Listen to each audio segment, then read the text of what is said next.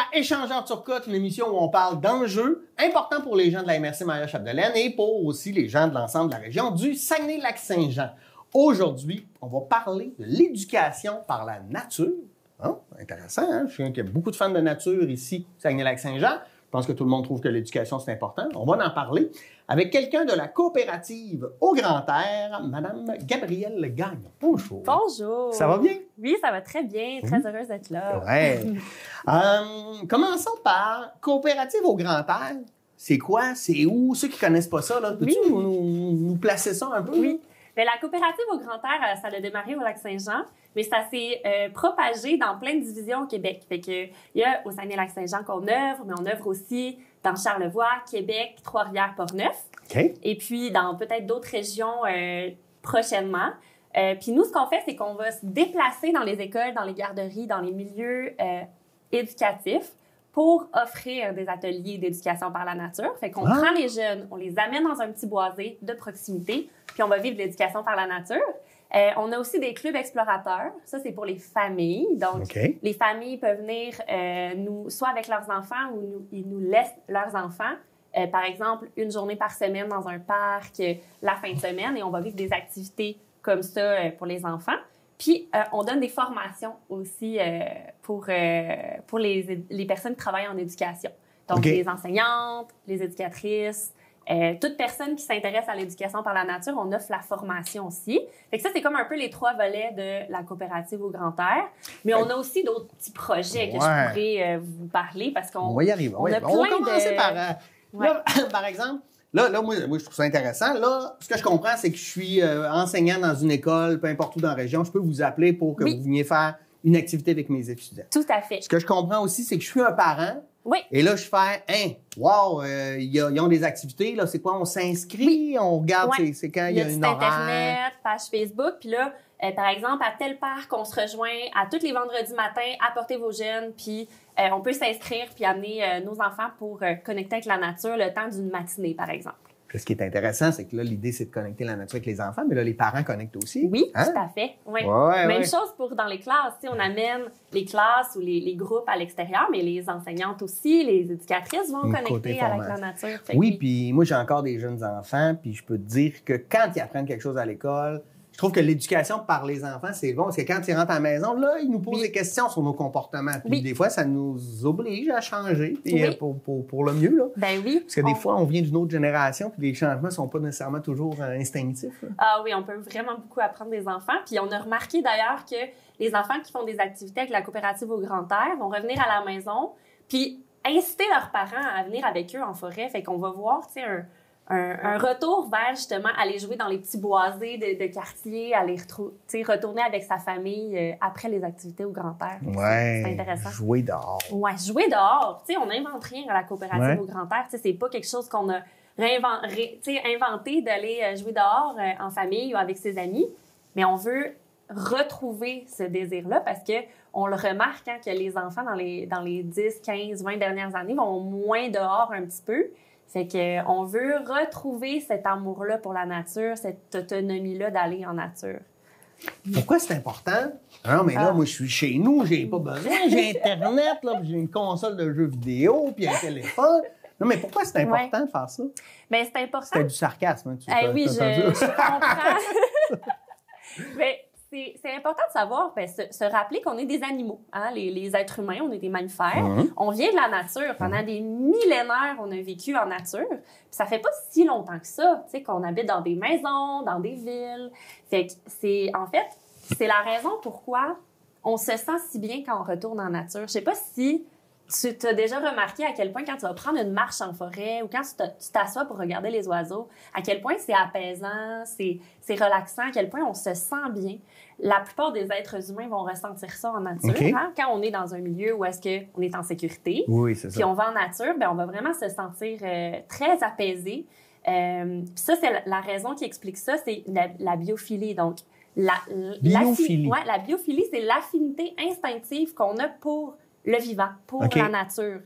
Donc, tous les êtres vivants, on a la biophilie, on est biophile, donc on aime la nature. Mais des fois, on a comme désappris à l'aimer, hein, à force de pas y aller, de vivre en ville, d'avoir l'impression qu'avoir un animal de compagnie puis 3 plantes vertes, on a un contact avec la nature. Bien, c'est un contact avec la nature, en fait. Oui, mais on a besoin aussi d'aller, je dis en forêt, mais ça peut être dans un parc urbain, ça peut être d'aller à la plage. On n'a pas besoin d'aller en grande nature pour avoir ce sentiment-là. Mais c'est important pour retrouver ce contact-là avec justement une sérénité, un apaisement, une santé mentale et physique aussi beaucoup plus saine. Ça va vraiment beaucoup aider. Puis, donc, nous, notre objectif, c'est vraiment de retrouver ce contact-là avec la nature. Puis pourquoi c'est important? C'est parce que on vient de la nature, puis c'est important d'y retourner pour retrouver cette sérénité-là qu'on a. Pourquoi vous visez majoritairement les enfants ou les jeunes? C'est parce que c'est une habitude que quand on prend jeune, qu'on garde ou c'est tout ça? Oui. Mais en fait, c'est beaucoup plus facile d'inculquer des changements à l'enfance. Mais aussi, c'est parce qu'on a toutes des personnes, les membres d'Au Grand Air qui aiment travailler avec les enfants. On apprécie être en compagnie d'enfants. Puis, il y a plusieurs programmes qui vont viser les adultes.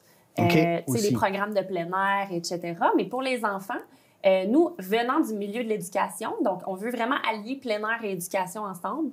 Donc, pour nous, c'était vraiment important que les jeunes puissent aussi aller dehors, mais plus que d'aller dehors, c'est apprendre dehors. Fait que nous, la coopérative Au Grand Air, notre objectif, c'est vraiment de mettre ensemble éducation et nature et plein air pour apprendre dans la nature et par la nature. OK, mais comment ça se passe, là? Je veux dire, quoi, vous faites des mathématiques avec des roches puis des feuilles? Oui, tout à fait. On pourrait faire ça. On pourrait vraiment faire ça.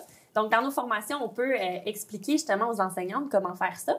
Mais nous, à la coopérative Au Grand Air, ce qu'on va ce qu'on va axer nos interventions davantage, ça va être d'apprendre par la nature, mais de laisser émerger les situations d'apprentissage. Fait que donc, ça, c'est valoriser la curiosité. Exactement. Valoriser la curiosité des enfants. Fait que ce qu'on veut, c'est les mettre en situation d'apprentissage, mais sans qu'ils s'en rendent trop compte. Fait qu'on pourrait dire, OK, on s'en va faire des maths dehors, on va aller compter des roches, par exemple. Puis ça, c'est intéressant. Mais ce qui est encore plus intéressant pour les enfants, c'est d'aller faire des projets dans la nature. Puis, sans qu'ils s'en rendent trop compte, ils vont faire des maths, ils vont faire du français, ils vont faire de la science. Ils vont apprendre des choses. Ils vont apprendre des choses par leur projet. Parce que ce qui est important pour nous à la coopérative Au Grand Air, c'est que les enfants, ça vient de leur motivation intrinsèque. Ça veut dire que c'est motivé par sa curiosité, son désir d'apprendre. Tu le fais pas pour plaire à un adulte ou tu le fais pas pour avoir des bonnes notes ou avoir un résultat scolaire. Tu le fais parce que ça te motive d'apprendre ça, tu en as besoin. Fait que oui, compter des roches, ça pourrait être utile dans leur projet en nature, mais ce qu'on fait à la coopérative Au Grand Air, c'est vraiment de laisser les enfants choisir leur projet en nature. OK. Ouais, fait qu'il y a beaucoup de jeux libres, il y a beaucoup de temps libre où est-ce que les enfants vont aller chercher un peu qu'est-ce qu'ils ont besoin en nature, puis on laisse émerger les situations. Fait que là, ça, ce que ça veut dire, c'est que s'il y a une belle buse qui passe, bien là, on va parler de la buse. Là, on va parler de l'animal qu'on vient de voir. On va pas en parler nécessairement si c'est pas émergé. C'est pas là. Si c'est pas là, exactement. Découvrir, je sais pas, comparer des feuilles pour comprendre la différence d'un conifère, puis ou ramasser des feuilles pour faire un projet d'or plastique. C'est comme ça que vous allez fonctionner. Oui, là. tout à fait. Regardez comment... Parce que les enfants, on sait comment ça marche. Là. Ça commence à jouer, puis à un moment donné, il y a un projet qui va émerger. Tout à fait, c'est ça. Fait qu'on veut vraiment les laisser trouver leur projet. Ça prend un petit peu de temps. Fait qu'il faut laisser ce temps-là parce que on dit aussi que de l'ennui naît la créativité. Ça aussi, c'est quelque chose absolument d'accord avec ça. Qu'on a de la misère à laisser faire. Hein, les enfants s'ennuyer. Laisser du temps mort, pas d'écran. Mais c'est souvent, en fait, le réflexe que les enfants ont. Je sais pas quoi faire. Bon, un écran, parce que là, tu vas subir puis tu vas devenir un peu zombie. Mais si on faisait pas ça, ils vont finir par faire quelque chose. Exactement. Puis en les mettant en contact avec la nature, là, on est en nature, on n'apporte presque rien. On apporte un petit peu de corde, des loupes, des petits éléments, mais pas de jouets, pas de ballons, pas de... Rien de très... Le jeu, c'est la nature. Le jeu, c'est la nature. Fait que là, ils vont inventer des jeux, ils vont inventer des constructions, ils vont se faire des... Écoutez, c'est infini, là, qu'est-ce qu'ils peuvent créer, parce qu'on dirait que je peux même pas leur imagination est tellement grande que je pourrais même pas nommer tout ce qu'ils font. C'est d'un groupe à l'autre, c'est fabuleux. OK. C'est vraiment incroyable. Puis là, ils ont quel âge, ces enfants-là? À la coopérative au Grand Air, on vise les enfants de 2 à 12 ans. OK. Mais après ça, on peut aller par groupe d'âge. Fait que c'est sûr que, par exemple, un club d'explorateurs pourrait viser les 3-5 ans ou les 3-7 ans. Ça, c'est les clubs d'explorateurs, c'est quand les parents viennent porter leurs enfants. OK. Après ça, on pourrait aller dans une classe de 3e année du primaire, puis on prend le groupe, puis on y va. Mais on essaie de viser les enfants qui marchent et qui sont propres jusqu'au secondaire, jusqu'à avant qu'ils rentrent au secondaire. Puis pourquoi? Ben, non, mais dis dans le sens où... On pourrait aller avec les poupons. On pourrait... Non, mais moi, je pense à plus vieux, là, même des adultes vieux. ou des... Oui. Bien là, pour l'instant, la coopérative veut vraiment se focusser sur les enfants. OK. Mais peut-être un jour, on va aller vers les ados parce qu'en effet, les ados ont grandement besoin et les adultes ont grandement besoin de se connecter avec la nature. Parce que moi, ce que je vois, là, j'ai des enfants qui partent de justement 3e, 6e secondaire, puis là, il y en a qui vont rentrer au cégep là, bientôt. Oui. C'est quand ils sont petits, c'est relativement facile. On va dehors, puis ça se fait. Mais plus quand on arrive au secondaire, là, il y a quelque chose qui change. Bon, on parlait de l'adolescence, c'est une période qui n'est pas nécessairement facile. Mais je pense que, tu sais, votre public qui, là, est jeune, peut-être qu'un jour, il va avoir besoin de vous pour continuer de garder ce contact-là. Je sais pas, là, on jase. Bien, oui, un jour, peut-être, on pourrait s'intéresser aux ados. Puis là, à ce moment-là, on pourrait faire vraiment des expéditions, quelque chose d'un petit peu plus engageant, des dodos dehors avec les petits. On va vraiment passer juste une journée ou une demi-journée dehors. Mais on va essayer d'y aller souvent parce que c'est important, la récurrence des activités. Y aller juste une fois dans le parc, ça va être le fun, mais ça ne deviendra pas une habitude, un besoin. C'est ça. Nous, on veut créer l'habitude. Puis on pense aussi qu'en créant l'habitude très jeune chez les enfants, ils vont continuer de le faire à l'adolescence. C'est sûr qu'il y a quelque chose qui se passe à l'adolescence. Hein, mais moi, qui est une grande amoureuse de la nature, j'ai eu un moment où ça ne me tentait plus vraiment d'aller dans la forêt, mais ça revient. Il faut faire confiance à nos ados que ça finit par revenir. Si l'on crée jeune le lien, ça revient.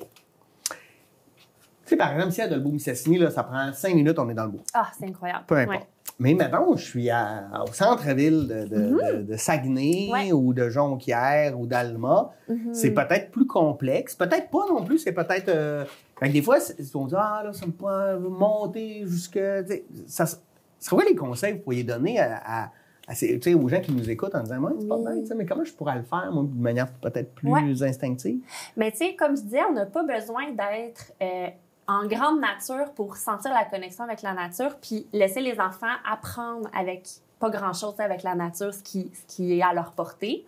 Fait que les parcs urbains, c'est vraiment magique. On travaille avec des garderies au centre-ville de Chicoutimi, à Jonquière, même à Québec. On est allé à Gatineau, on est allé à plusieurs endroits, puis donner des formations. Puis les parcs, il y en a tout le temps. Un petit parc, ça a l'air de rien, mais on marche... tu sais, peut-être 15-20 minutes avec les enfants sur le bord de la rue. Tu sais, il y a toujours des beaux trottoirs. C'est assez bien aménagé dans certains quartiers, là. Puis, on a accès quand même à la nature facilement.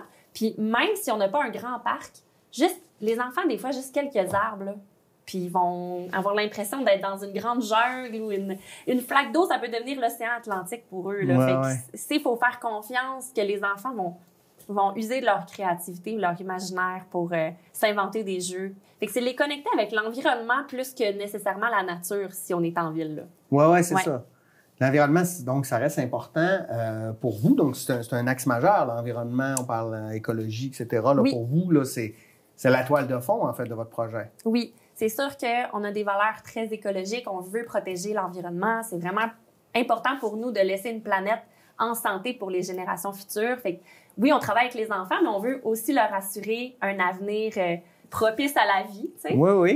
Donc, c'est sûr que pour nous, ben, on travaille avec les enfants, donc on veut s'assurer qu'ils ont une planète en santé. Donc, c'est vraiment important pour nous d'outiller les enfants, mais on va pas leur enseigner ces concepts-là. On va tout simplement les mettre en contact avec la nature. Puis Jacques-Yves Cousteau a dit on aime ce qui nous a émerveillés et on protège ce que l'on aime. Donc, on croit beaucoup à cette phrase-là de mettre en contact l'enfant avec la nature, puis le laisser s'émerveiller, donc le laisser libre de s'émerveiller, puis modeler cet émerveillement-là, parce que moi, quand je vais en nature avec les enfants, je suis très émerveillée. Je suis vraiment... j'anime beaucoup cet émerveillement-là.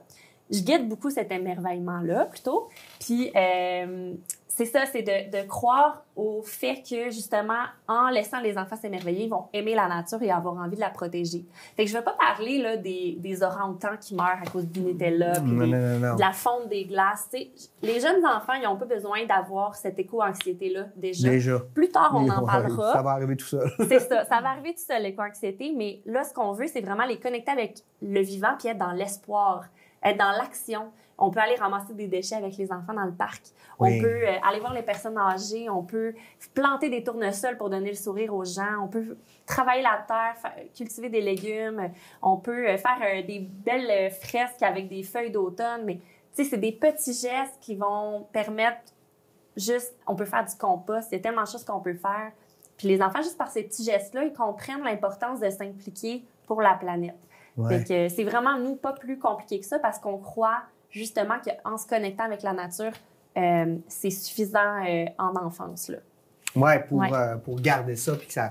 Parce que, tu disais, les études le démontrent très bien. Là, les enfants jouent moins dehors, puis ils vont moins, sont plus connectés sur des écrans. On ne veut pas diaboliser tout ça, mais ça reste une réalité. C'est ça. Puis, il faut trouver l'équilibre. Puis, en ce moment, l'équilibre est un peu, peut-être plus du côté des écrans. Mais c'est plus facile. C'est ça. Ça ne demande pas d'effort. Tu t'assois, tu subis, ton cerveau n'est même pas en train de fonctionner. Là. Il est juste en train de recevoir de l'information, souvent un peu.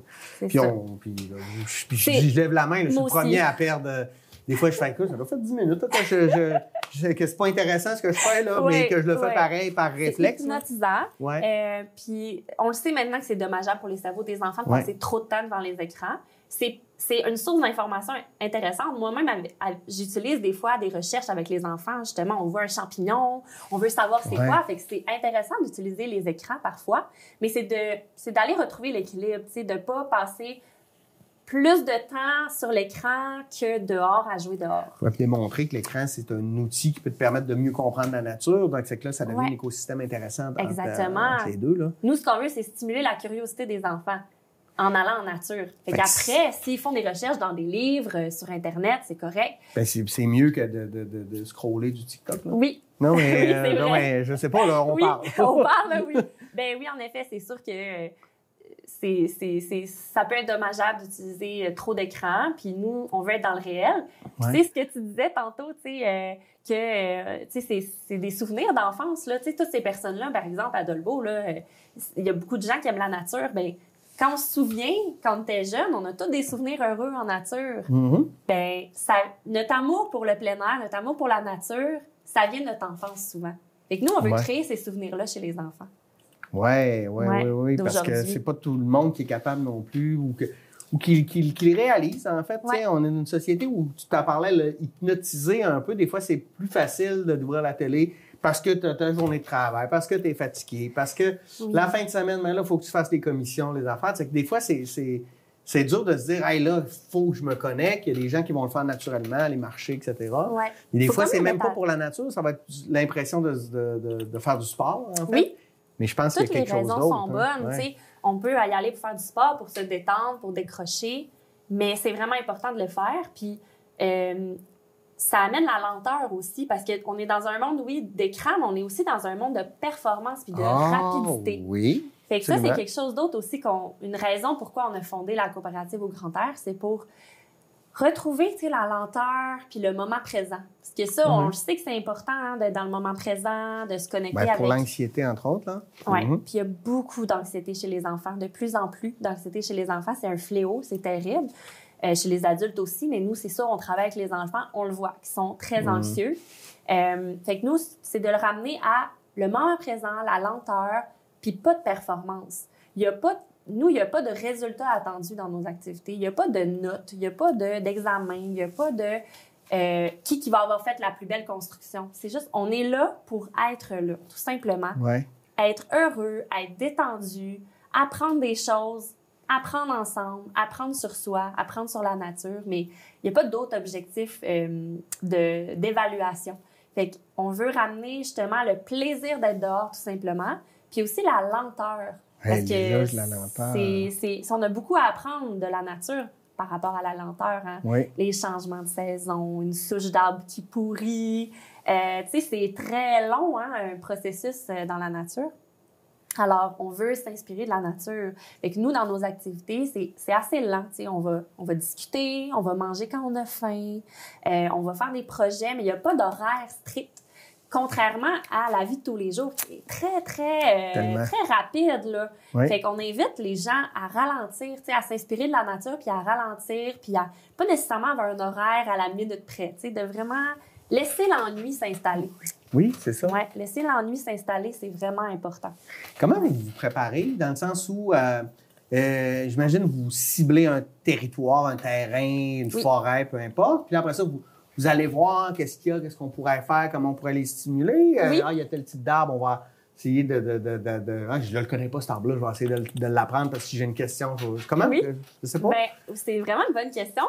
On y va pour regarder, mais plus au niveau des risques. Des dangers. Oui. Fait que ça, c'est un autre sujet qu'on pourrait parler, on va les en risques. parler. Parce que c'est vraiment un gros pan de ce qu'on fait, les risques. Mais on va plus pour voir qu'est-ce que les enfants pourraient avoir envie de faire. Mais nous, on va jamais trop orienter l'activité. Dans mon sac à dos, j'ai toujours une activité. D'un coup, que les enfants, tu sais, ils ont besoin d'une petite insufflation, là, une petite inspiration.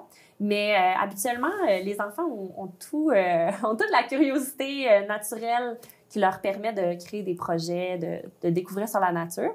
Puis, on est quand même des personnes qui connaissent bien la nature. Fait qu'on connaît, tu sais, les arbres, les plantes, les animaux.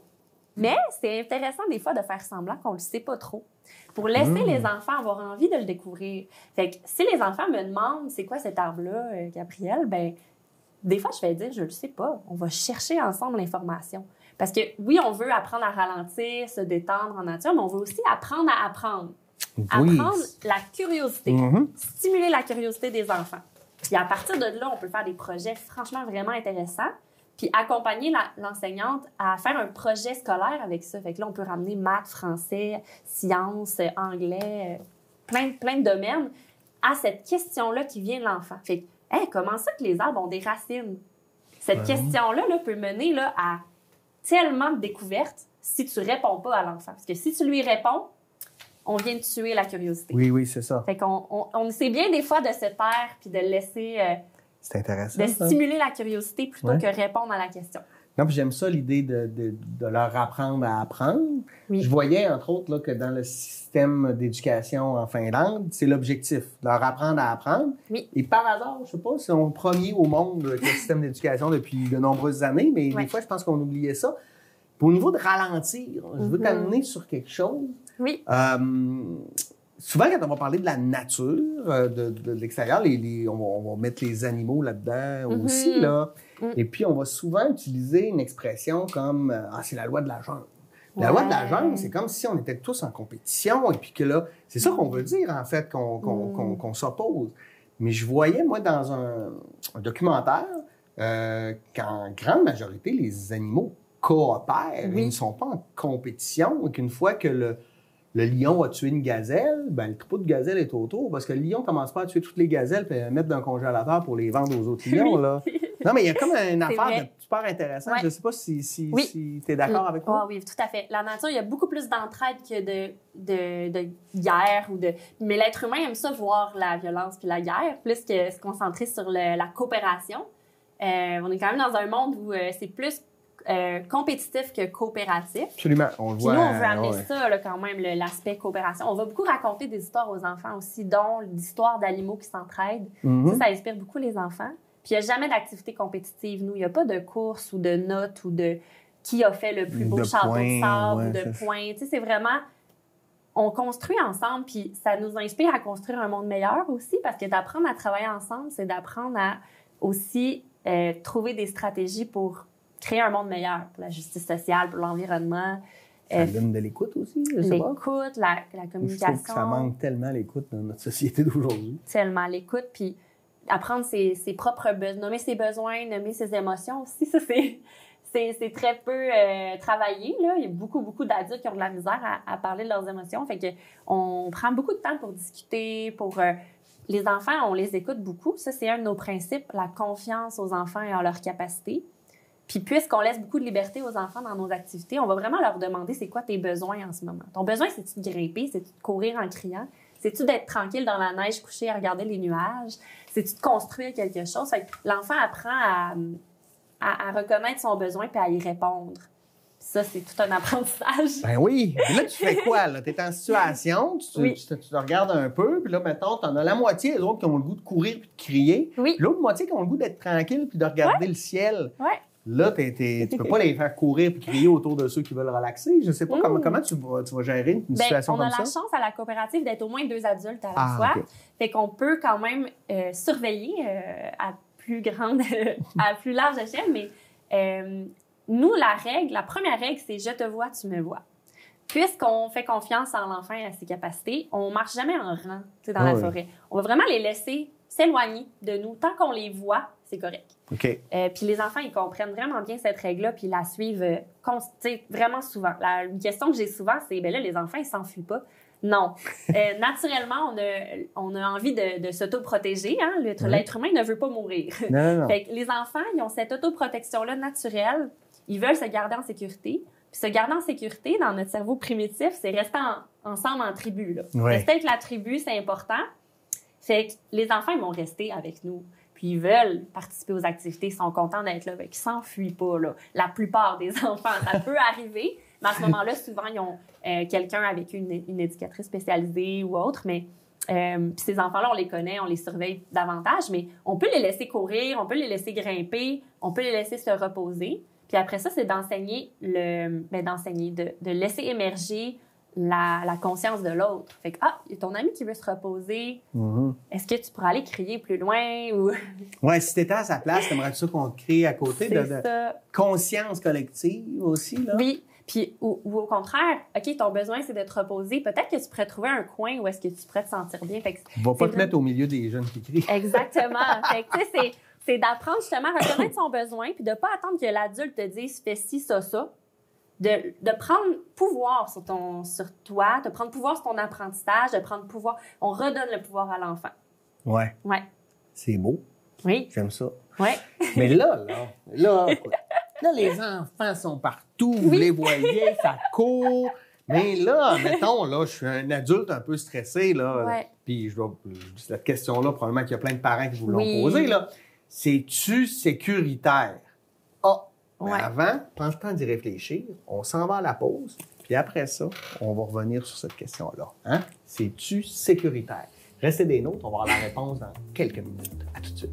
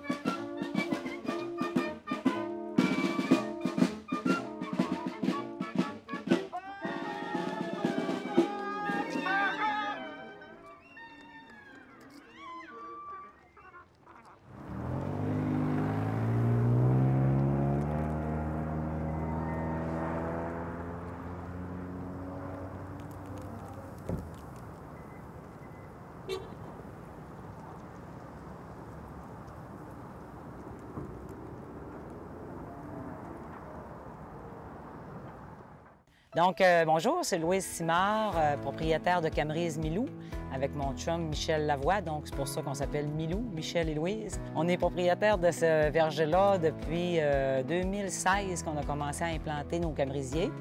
Puis, on a décidé de faire ce fruit-là parce que c'est un fruit nordique qui est super délicieux, puis qui est bon pour la santé. Puis, on les met dans les épiciers. Chez les épiciers, tous les épiciers du Saguenay-Lac-Saint-Jean présentement, là, on offre là, notre sac, notre emballage, là, Camerise congelée, Camerise-Milou.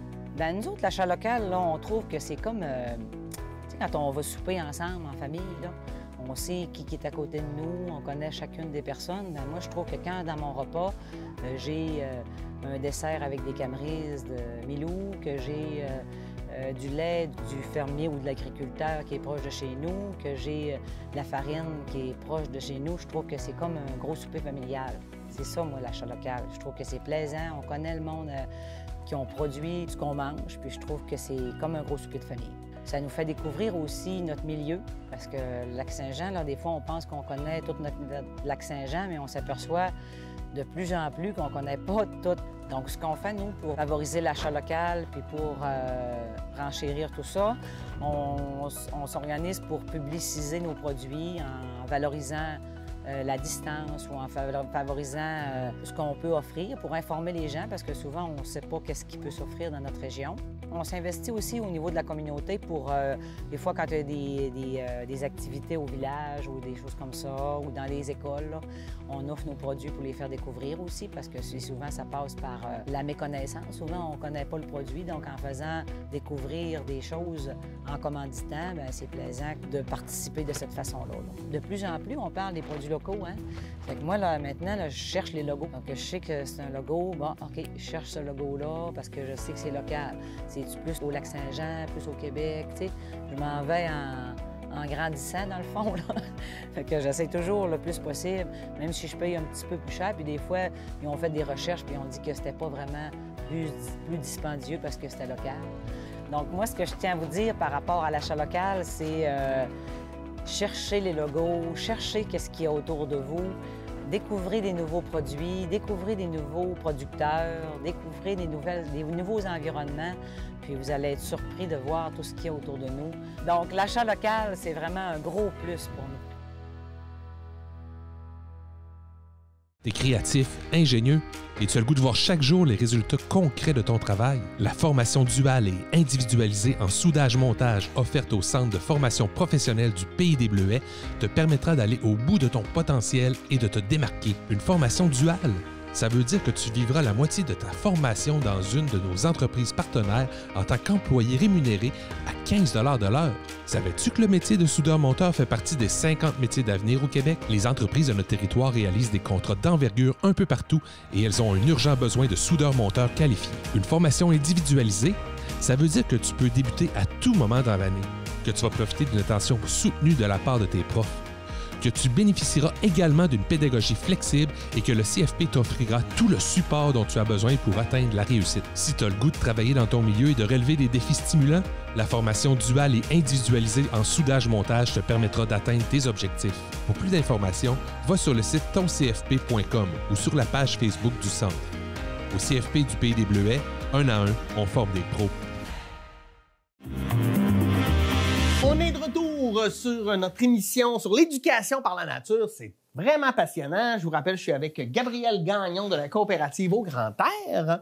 Donc, je t'ai posé une question avant la pause sur la sécurité. Parce que là, il y en a qui vont dire « Oh, ils laissent courir nos enfants, grimper partout. C'est quoi, tu fais une sieste pendant ce temps-là? » Comment ça se passe? Ça? Oui. Non, moi, mon rôle est très actif. Même si j'ai l'air passive, je suis très active. Je suis toutes les personnes qui travaillent avec les enfants à la coopérative Au Grand Air. On a un rôle très actif de s'assurer de la sécurité dans un premier temps des enfants. La sécurité, c'est notre priorité. Mais notre priorité aussi, c'est que les enfants se développent puis apprennent. Fait qu'il faut trouver cet équilibre-là. L'équilibre entre sécurité, mais opportunité d'apprentissage. Oui. Parce que qui dit opportunité d'apprentissage dit prendre des risques, se tromper. Puis quand on est en forêt, ben on peut trébucher, on peut, tu sais, il peut arriver des choses. Fait qu'on veut s'assurer qu'ils soient en sécurité, mais on veut pas non plus les mettre dans du papier bulle. Fait qu'on veut pas, tu sais, trop les laisser comme marche dans le sentier, touche à rien. On veut qu'ils explorent, on veut qu'ils prennent des risques quand même. T'as l'impression que souvent, en société, on veut protéger nos enfants de tout. Tu sais, que tout soit parfait et qu'ils ne fassent jamais d'erreur parce qu'on les aime. Oui, c'est ça. Mais c'est beau, mais en même temps, ce que la science nous dit, c'est qu'il faut qu'ils apprennent à se tromper parce que par l'erreur, on apprend davantage. Oui, il faut faire des erreurs pour apprendre. Puis, il faut aussi parfois trébucher pour apprendre. Puis, tous les enfants vont, à un moment donné, trébucher dans leur vie. Que ça soit dans la cour d'école, à la maison ou dans la forêt, ça va arriver. Ouais. Ça va arriver des petits bleus, des petites graphiques. C'est pas ce qu'on souhaite. On va pas mettre les enfants dans une situation où ça va arriver, mais ça va arriver, on le sait. On a toujours notre trousse de premiers soins, puis on en met des plasters. C'est normal. Quand on est en forêt, il y a des petites branches. Fait qu'on s'assure de la sécurité, mais on veut qu'ils prennent des risques. La prise de risque saine amène des apprentissages. Puis on veut qu'ils puissent grimper, qu'ils puissent courir dans la forêt, à travers les racines. On veut qu'ils puissent sauter dans les flaques d'eau puis être mouillés. On veut qu'ils puissent se salir. On veut qu'ils puissent grimper sur les branches des arbres aussi. Développent aussi toute leur motricité. Motricité. Ouais, on veut qu'ils puissent développer leur motricité. Fait que dans le corps, il y a plein de bienfaits à prendre des risques. Hein? On va développer les muscles. Il y a beaucoup d'études qui démontrent toutes sortes de bienfaits. Hein? Les muscles qui vont être l'endurance physique, l'équilibre va vraiment être amélioré d'aller sur des surfaces inégales. Parce que si tu es tout le temps sur un plancher très, très droit et même amortissant, ben t'as pas d'apprentissage au niveau de ta motricité d'équilibre, par exemple. Fait qu'on veut marcher sur des troncs d'arbres, on veut marcher sur une surface inégale, au risque de tomber. On veut développer l'endurance, la force des jambes en grimpant sur des roches, en sautant en bas des roches aussi. Fait qu'il y a plein de bienfaits à prendre des risques. Il y a d'autres bienfaits comme l'autonomie. Ouais. Tu sais, on veut que les enfants apprennent à être autonomes. On veut pas tout le temps faire à leur place, le prendre puis le monter sur la roche. On veut lui dire, si t'es capable, vas-y. Puis je suis là pour... Si t'es pas capable, je suis là, puis va jusqu'où t'es capable, puis moi, je vais t'aider. C'est ça. Puis plutôt que de tout faire pour lui. C'est ça. Je suis là derrière toi, je te rattrape si tu tombes, ou je vais t'aider en me donnant des conseils, comme tu pourrais mettre ta jambe là, mais je peux aussi te rediriger vers autre chose. Moi, souvent... t'es pas capable de grimper, mais peut-être que tu vas être capable la prochaine fois. Je suis sûre que tu vas trouver un autre endroit pour grimper que tu vas être capable. Puis les enfants, ce qu'on a remarqué, c'est qu'ils vont jamais dépasser leurs limites. Si on leur donne la chance de trouver leurs limites. Parce que là, si je vais avec des ados dans la forêt, puis je leur dis, ben oui, vous pouvez grimper aux arbres, ça se peut qu'ils respectent pas leurs limites. Mais c'est ça qu'on aime aussi de travailler avec les enfants, c'est qu'on va leur apprendre à respecter leurs limites. Fait que de pas vouloir impressionner les autres, de le faire parce que t'es capable, puis c'est ça qui crée la motivation. Fait que on va les laisser grimper, puis ce qu'on a remarqué, c'est que les enfants vont pas aller plus haut que qu'est-ce qu'ils sont capables. Ils vont redescendre quand ils se sentent plus à l'aise. C'est vraiment hot. Si on les laisse découvrir cette limite-là. Si on leur met toujours des limites, ils sauront jamais c'est quoi leur limite. Fait que oui, ils ont encore là l'autoprotection. Vouloir se protéger, donc pas partir du groupe, mais aussi pas grimper plus haut que qu'est-ce que je suis capable, pas me mettre tête première dans l'eau. Quoique, il y a toujours des exceptions, il y a toujours des enfants pour qui il faut plus une attention particulière. Mais la plupart des enfants vont pas se mettre en danger. Mais ils vont prendre des risques.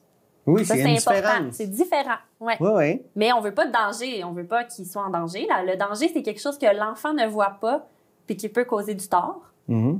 Tandis que le risque, c'est l'enfant qui va décider il voit une situation, il va décider de prendre part à cette situation-là, puis il va faire des apprentissages. Le danger, il n'y a pas d'apprentissage. Les dangers, c'est tomber en bas d'un fossé, recevoir une branche sur la tête. La foudre, c'est un danger. Mais les risques, c'est grimper, sauter, courir dans le bois. Il y a des risques associés à ça. Utiliser des outils, faire un feu, jouer dans l'eau. Mais l'enfant, on lui redonne son pouvoir. On lui redonne le pouvoir de si tu vas trop profond dans l'eau, tes bas vont être mouillés. Est-ce que tu as envie que tes bas soient mouillés? Fait que de lui redonner le pouvoir de ton corps, c'est toi qui gères ton corps, c'est toi qui gères ton aisance. Fait que moi, je t'avertis des risques, mais après ça, c'est tes décisions. Ouais, c'est ça, tu sais. Puis je sais pas si mon exemple est bon, mais moi, je pensais à tous les adultes, tu sais. On va travailler souvent, on va prendre notre auto. Et là, notre auto, on roule à 100 km/h, par exemple, sur une pleine route. Puis là, l'auto d'en face, ça passe à moins d'un pied. Là, je veux dire, c'est super risqué. Là. Mais c'est notre conduite qui fait le contrôle du risque, etc. Fait que, mais tu sais, le risque existe tout le temps. Ben oui. Puis c'est fou comment la voiture, c'est quelque chose qu'on accepte à tous les jours, mais c'est un risque énorme. C'est même ça qui est le plus dangereux pour un enfant, là, aller dans une voiture. Là. Mais grimper aux arbres, utiliser des outils, faire des feux, on est peut-être moins à l'aise avec ça, mais ils sont tout à fait capables. Ben oui, il faut qu'ils l'apprennent. Exactement. On ne peut pas leur reprocher de ne pas savoir utiliser un outil si on ne leur a jamais montré. Ouais. Une fois qu'on leur a montré... Puis ça amène beaucoup de confiance en eux aussi, parce que d'être capable de faire un petit feu, de l'éteindre correctement, de jouer dans l'eau sans se mouiller, sans trop se mouiller, de grimper, ça amène de la confiance, ça amène de l'autonomie, ça amène aussi l'apprentissage de comportements sécuritaires. Parce que si tu n'as jamais été joué sur le bord d'une rivière ou si tu n'as jamais fait de feu, comment tu sais comment te comporter proche du feu puis de l'eau? Fait qu'on veut amener ces comportements-là sécuritaires pour l'avenir. Oui. Ouais. Fait comment qu'on se comporte proche d'une rivière? Il y a des règles de sécurité, mais sauf qu'il faut leur faire confiance de respecter ces règles-là. Puis après ça, ils vont les intégrer. Tu me disais aussi, Ardente, que ça avait des bénéfices pour les gens, par exemple, qui ont des déficits d'attention, des TDA, etc. Est-ce que je me trompe? C'est tout à fait vrai. Il y a des études qui ont démontré que les enfants avec un trouble de déficit d'attention, TDA, avec hyperactivité ou sans hyperactivité, bien, il y a vraiment un lien avec la capacité d'attention. Donc, d'aller en forêt, d'aller en nature, de jouer en nature ou même juste de marcher en nature, il y a vraiment des grands effets sur la capacité de retrouver son attention. Fait que, par exemple, un élève qui irait bouger au gymnase ou marcher dans le corridor de l'école va avoir moins de bienfaits que d'aller en nature. Donc, l'étude démontre que d'aller en nature, ça va vraiment comme rétablir l'attention. Et là, on est prêt pour retourner en classe. Fait que d'aller en nature avec ces enfants-là, puis tous les enfants à besoins particuliers ou neurodivergents vont bénéficier de temps libre en nature. Mais puis tous les élèves, mais particulièrement les élèves à besoins particuliers, il y a beaucoup, beaucoup de bienfaits démontrés. OK. Vous avez pensé à ça entre vous en disant on fait ça ou vous avez des inspirations? Il y a des gens qui vous ont... tu sais, c'est ça, êtes-vous? C'est-tu une invention que vous avez faite de penser à ça? Ben là, pas de jouer en nature, là, mais de faire... Ben c'est sûr que dans la région, ça n'existait pas. L'éducation par la nature n'était pas beaucoup développée encore. Au Québec non plus. Ça fait déjà depuis 2018 que ça existe au Grand Air. Fait avant la pandémie, c'était quand même... apprendre en nature, c'était déjà... Ça existait déjà au Québec. Mais on a essayé de l'amener encore plus. Mais nous, c'est sûr que notre inspiration, d'abord, c'est notre propre enfance, hein, parce qu'on on a eu la chance de jouer en nature, puis on a envie de donner ça aux enfants d'aujourd'hui, cette chance-là d'aller jouer en nature. Mais on n'invente rien du tout. On s'inspire des Premières Nations, hein, des Premières Nations qui occupaient le territoire bien avant nous, qui sont encore présents sur le territoire, puis qui ont vraiment amené un grand apport à l'éducation par la nature. Hein. Apprendre en nature de manière libre, ça a été depuis des millénaires. C'est ça, de manière holistique, là, où on apprend, on regarde... on regarde les autres pour apprendre, on s'entraide. C'est vraiment basé sur les savoirs autochtones, les savoir-faire autochtones traditionnels. On s'est beaucoup inspiré des Premières Nations. On trouve ça important aussi de nommer leur rapport à l'éducation par la nature. On s'inspire aussi des Scandinaves parce que dans les pays scandinaves, donc tout ce qui est Norvège, Danemark, Suède, là-bas, c'est très avancé à ce niveau-là. Au niveau de l'éducation, très avancé. Mais au niveau de l'éducation par la nature, ils sont très avancés. Probablement qu'eux aussi, dans leur histoire, c'est très basé sur les Premières Nations. Il y a beaucoup de Premières Nations dans le nord de l'Europe aussi. Absolument. Fait que probablement que ça vient de là aussi. Mais eux, ils ont vraiment beaucoup de choix. Les parents ont beaucoup de choix pour faire de l'éducation par la nature. Nous, on l'amène de plus en plus dans les écoles, mais là-bas, là, depuis les années 50, c'est quelque chose qui est mis de l'avant. Il y a une maternelle sur 5 au Danemark qui est une maternelle dehors. 80% dehors, du temps est dehors. Fait que les parents ont le choix, quand ils inscrivent leur enfant, est-ce que je veux aller dehors ou je veux-tu que mon enfant aille à la maternelle dehors ou à la maternelle régulière? Fait que c'est ce qu'on appelle les forêts-écoles. Ouais. Donc, les forêts-écoles ou les garderies nature ou les forêts-écoles nature. Donc, les forêts-écoles ou les forest schools en anglais, c'est vraiment un choix que le parent peut prendre d'envoyer son enfant là à la place de l'école traditionnelle. Puis c'est comme une école. C'est vraiment comme une école, à part que les apprentissages sont faits dehors. Fait que c'est vraiment le fun. Au Québec, on n'en a pas vraiment de forêt-école comme on a en Scandinavie, mais on va vraiment s'inspirer des Scandinaves dans nos apprentissages. Puis il y a des gens qui vont dire « Ouais, mais là, chez nous, être dehors, il fait froid. » Mais en Scandinavie aussi, il fait froid. Puis on a une forêt-école. On a démarré cet automne une forêt-école à Saint-Félix-de-Tis. Donc, la coopérative au Grand Air a une terre qui nous est prêtée, une grande terre, un grand lot à bois avec une yourte. OK. Puis on va recevoir un groupe une fois par semaine. Donc, tous les mercredis, on passe la journée dehors. On passe 6 heures avec les enfants. Donc, il y a 1 heure à peu près qu'on va aller dans la yourte se réchauffer pour dîner, lire un livre. Mais sinon, les enfants passent 4 à 5 heures dehors, même en hiver. Beau temps, mauvais temps. Beau temps, mauvais temps, sous la pluie, sous le soleil, sous la neige, on va dehors. Les enfants sont super bien habillés. On va bien sûr accompagner les parents pour s'assurer que les enfants sont au chaud. Mais ça aussi, c'est un risque. Avez-vous une limite, là, de dire, alors, il fait moins 38 avec l'aspecteur éolien? Ouais, hein? C'est sûr que s'il vente, s'il y a de la grêle, s'il y a de la pluie l'hiver, s'il il y a des grands vents. Mais au niveau du froid en tant que tel, il n'y a pas tant de limite que ça. C'est sûr que quand on est dans une école ou une garderie, là, on veut respecter le moins 28. Là. Mais nous, à la forêt-école, on est allé à moins 31. Puis les enfants, ils ont très bien fait ça. Ouais. Parce que justement, dans plein d'endroits dans le monde, il fait très, très, très, très froid, puis on va dehors quand même. Ouais. Il y a beaucoup de bienfaits pour la santé aussi d'aller dehors, même s'il fait froid. Puis les enfants sont en sécurité, ils sont bien habillés, on vérifie qu'ils soient au chaud, on leur met des petits hot pads, là, des petits chauffe-mains, chauffe-pieds. On rentre, si on a froid, on a un petit foyer dans la yourte. Mais on passe 4 heures. La journée qui faisait moins 30, moins 27, là, 4 heures dehors on a passé. Puis les enfants étaient vraiment ravis, puis n'ont pas eu froid.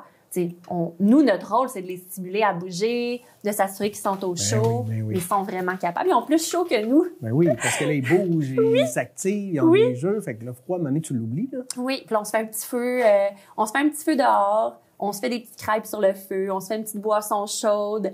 Puis on joue. On a des pelles, on a des traîneaux. On fait des cabanes, on fait plein de projets. Les enfants, ils apprennent avec la nature. Puis c'est des enfants qui font l'école à la maison, qui viennent à la forêt-école. OK. C'est tous les mercredis, ils passent la journée à notre forêt-école. Puis prochainement, on aimerait ça recevoir des groupes scolaires aussi à la forêt-école. Fait que une classe, par exemple, qui voudrait venir tester notre forêt-école puis notre yourte, tester un apprentissage autrement, bien, ils pourraient venir le faire à la forêt-école de Saint-Félix. On pourrait-tu le faire avec des étudiants du niveau collégial? Ah oui, tout à fait. On le fait déjà avec des étudiants de l'UQAC. Okay, Ils viennent observer du bac en plein air puis du DESS en intervention par la nature et l'aventure. Okay. Ils viennent observer à la forêt-école pour apprendre comment les enfants apprennent dehors. Puis comment on s'organise pour qu'ils soient justement en sécurité, qu'ils soient dans le développement, dans l'apprentissage. Fait que oui, on reçoit des adultes aussi pour observer. Fait que ce que je comprends, c'est que vous êtes quand même des passionnés. Vous avez des valeurs importantes que vous mettez en place, mais vous vous appuyez sur la science, sur les études, sur ce qui se fait ailleurs. Là, c'est pas juste tu as décidé un matin que là, ça allait fonctionner comme ça. Là. Non, vraiment pas. Fait qu'on se base sur la science, en effet. Ouais. On se base sur des recherches sérieuses, des recherches scientifiques.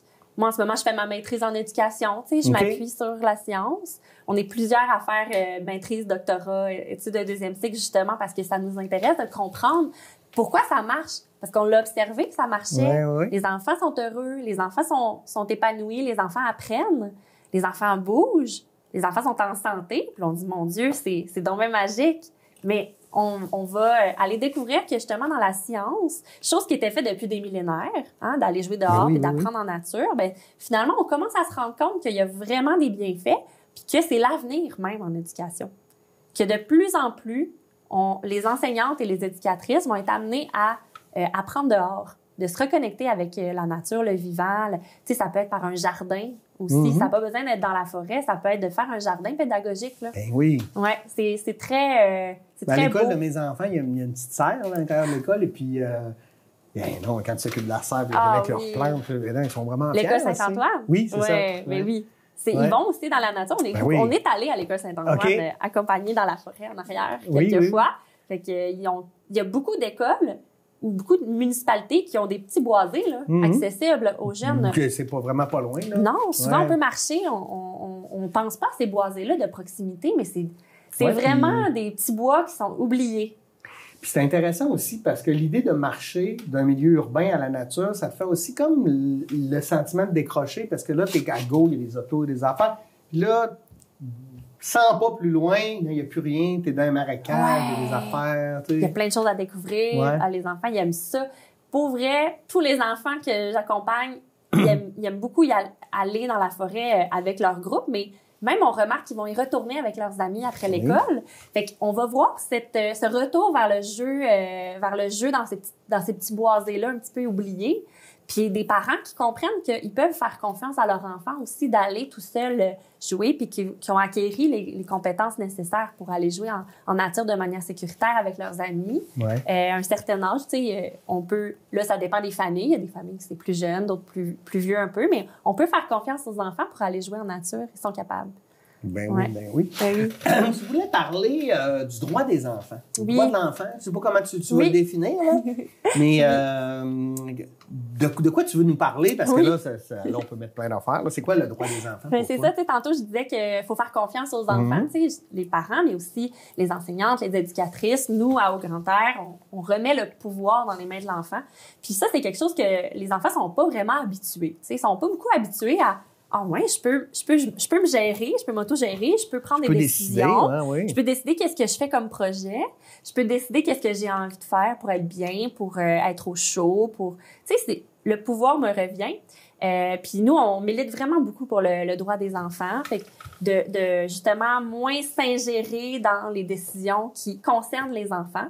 Donc, de vraiment leur laisser prendre leurs décisions, laisser se gérer, partir des projets, puis même les écouter plus.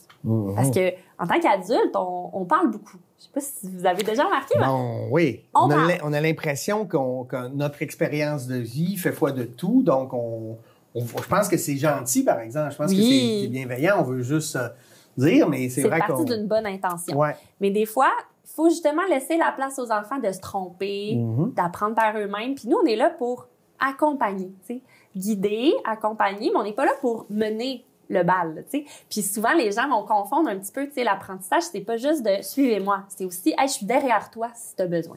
Ouais. C'est de se mettre derrière puis de supporter la curiosité, l'apprentissage. Fait que ça, c'est un droit de l'enfant aussi, de choisir de participer ou non à une activité. Ça, c'est quelque chose qui est difficile pour plusieurs adultes, hein, de décider de laisser l'enfant décider s'il a envie ou non de participer. Puis si ça ne motive pas sa curiosité, il n'y aura pas d'intérêt à le faire. C'est que c'est peut-être à toi d'apporter l'activité autrement. Oui, tout à fait. Mais si ça ne l'intéresse pas le sujet, par exemple, si je lis une histoire aux enfants dans la forêt, ça se peut qu'il y a des enfants qui n'écoutent pas trop. Moi, ça ne me dérange pas. Parce que si je l'oblige à m'écouter, il va être là pour me faire plaisir. Il ne sera pas là pour apprendre. Oh, oui, je comprends. Fait que je veux vraiment que ça vienne d'une motivation intrinsèque, ça vienne d'une motivation qui est née de son désir tout simplement d'être là puis d'apprendre. Fait que je vais laisser la liberté aux enfants avec la conscience de l'autre, hein, de pas déranger l'autre. Ouais. Mais si t'es là puis tu fais d'autres choses, tu segonnes sur ton petit bâton pendant qu'on lit l'histoire, moi, il n'y a pas de problème. Parce que moi, le droit de l'enfant, il est vraiment important. Tu gères ta fougère. Tu gères ta fougère, puis tu es dans le respect de l'autre, mais tu comprends c'est quoi tes besoins. Puis écouter aussi les enfants, écouter leurs idées. Des fois, là, on est bloqué sur nos idées d'adultes. Tu sais, c'est ça mon projet que je veux faire. Ils vont apprendre beaucoup si je fais ça. Mais des fois, quand on écoute plus les enfants, on se rend compte qu'ils ont vraiment des belles idées. Ils peuvent même participer à la communauté. Ils peuvent même... C'est des citoyens, hein, les enfants. Nous, à Haut-Grand-Air, on les considère comme des citoyens, pas comme des futurs citoyens. C'est vraiment nos égaux. C'est des co-citoyens. Puis ensemble, on peut faire des projets pour la communauté. On peut participer à aider les autres, aider la nature. Ils sont capables de le faire si on leur donne les moyens, puis la confiance en eux pour y arriver. Parce que sinon, on les infantilise beaucoup. Oui, c'est ça. Puis un enfant qui perd son pouvoir, c'est un enfant qui va être passif. Puis ça, c'est pas super bon pour l'enfant, De toute façon, pour l'éducation. j'ai l'impression qu'on infantilise beaucoup tout le monde, même les adultes. Fait que... Oui, il y a beaucoup de gens qui se sentent infantilisés. Je pense que les enfants, c'est vraiment important de leur redonner le pouvoir puis de avoir confiance en leurs capacités. Ils sont vraiment capables plus qu'on pense. De comprendre, de faire des projets, de dire des bonnes idées, de dire qu'ils sont pas d'accord des fois. De dire qu'ils sont pas d'accord, ça peut nous choquer. Hein? Et je me sens... des fois, on peut se sentir un petit peu attaqué, mais si l'enfant nomme qu'il est pas d'accord avec ce que tu dis, hey, wow, quelle merveilleuse façon de dialoguer, d'apprendre de ça, puis de peut-être dire « Hey, je me suis trompée, t'as raison ». Hey, ça, là, si les adultes arrivaient à faire ça, on serait vraiment dans un monde qui me plairait beaucoup. Ouais, c'est génial. Oui. Pour terminer, là, il nous reste moins de 5 minutes. C'est quoi... Après, qu'est-ce qui vient ensuite? Dans le sens que là, vous êtes là, ça va bien, vous avez votre forêt-école, on développe. Mais je sais pas, c'est quoi vos rêves? Jusqu'où vous voudriez aller? Les rêves. Avez-vous un message pour nos instituts, nos services scolaires, nos gouvernements, pour, je sais pas, pendant 5 minutes, là, t'as le goût de parler de toi. Oh, merci. Ben, on n'a jamais fini de rêver, hein. C'est né d'un rêve au Grand Air. Ouais. On continue de rêver. C'est que oui, c'est important le rêve dans la vie. On va se laisser porter par ce qui va arriver, mais c'est sûr qu'on rêve d'avoir plusieurs forêts-écoles, d'avoir des lieux pour recevoir des groupes. On espère que les gens veulent travailler avec nous, avec la coopérative au Grand Air, ou par eux-mêmes, veulent amener les enfants dehors. On souhaite une société où on donnerait plus de pouvoir aux enfants, mais aussi où on irait plus en nature. Parce que de voir la nature pas juste comme un lieu d'apprentissage, fait que pas juste une place où on va aller s'asseoir pour écouter une enseignante, mais vraiment un outil d'apprentissage complet. Puis même une collègue. Moi, je dis que la nature, c'est ma collègue. Ah oui. Parce qu'on peut apprendre avec la nature. Fait que je souhaite vraiment que il y ait plus d'éducation par la nature dans nos milieux scolaires, dans nos milieux de garde, que les gens retrouvent cette envie-là d'aller en nature, fassent confiance aux enfants, de prendre des risques sains, qui voient les opportunités d'apprentissage que la nature peut nous amener. Puis je souhaite aussi qu'on protège ces lieux-là, ces lieux de nature-là dans les municipalités, parce que des fois, il y a du développement, puis on pense que ça sert à rien, ces petits boisés-là. Mais les enfants, ils en ont besoin, les adultes aussi. Puis la nature en a besoin aussi. La nature en a besoin aussi, hein. Mais des fois, on met de côté ça. Mais en tant qu'enseignante, là, je trouve vraiment important de protéger ces lieux-là qui sont des lieux d'apprentissage, des lieux de jeu et d'apprentissage, parce que pour l'enfant, le jeu et l'apprentissage, c'est relié. C'est totalement lié. Tu peux pas jouer sans apprendre, tu peux pas apprendre sans jouer quand t'es un enfant. On devrait continuer jusqu'à l'âge adulte à penser comme ça. Oui. Ah ouais, je pense. On n'a jamais fini d'apprendre. Non, c'est ça. On n'a jamais fini d'apprendre. Mais je pense que par le jeu, on apprend plus.